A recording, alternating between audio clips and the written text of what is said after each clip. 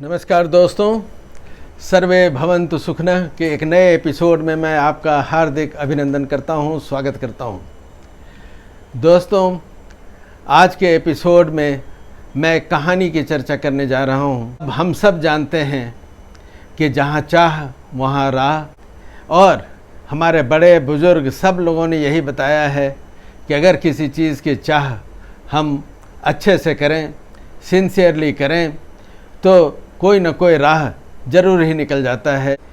लेकिन आज का विषय इससे कुछ हटकर है, मिलता जुलता अवश्य है। विषय यह है, जहाँ चाह वहाँ आह। आपने ठीक ही सुना, मैं कह रहा हूँ जहाँ चाह वहाँ आह।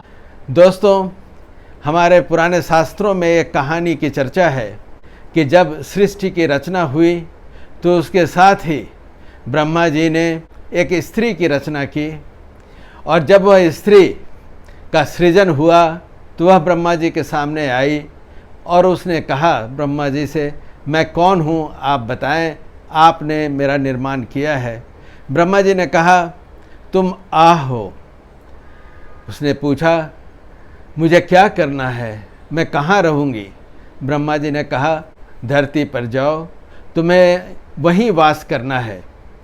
और यह कहकर उन्होंने कहा कि धरती जाकर तुम लोगों के दरवाजे खटखटाना, लोगों से कहना कि तुम उनके पास रहने आई हो, उनके यहाँ रहने आई हो, और जहाँ तुम्हें वास मिले वहाँ रहना।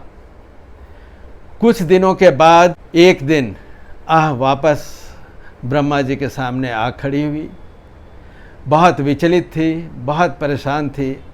उसने कहा कि मैंने धरती लोक पर बहुतों के दरवाजे खटखटाए, और जो भी दरवाज़ा खोलता और मुझसे पूछता कि तुम कौन हो, और मैं कहती कि मैं आह हूँ, तो लोग मुझे दुत्कारते, मुझे भगा देते, मुझे स्वीकार नहीं करते। मुझे कोई भी जगह उस धरती पर नहीं मिली।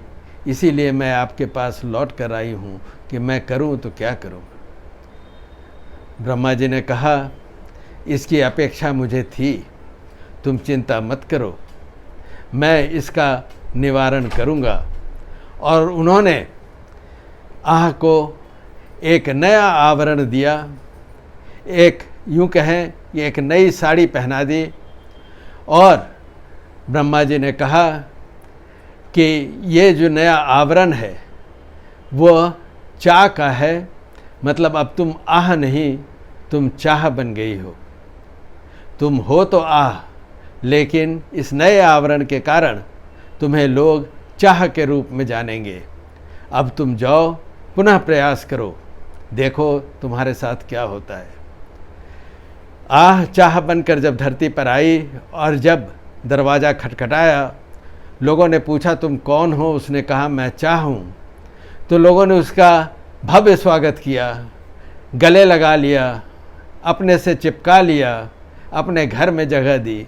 जहाँ भी वो गई वहाँ उसे लोगों ने स्वीकार किया और वह वहाँ रहने लगी। लोगों को इस चाह के साथ बेहद आनंद आने लगा। दोस्तों, लोग यह समझ नहीं पाए कि वास्तव में चाह है क्या, और लोग जितना चाह को चाहने लगे उन्हें आह प्राप्त होता। कभी संतोष होता ही नहीं।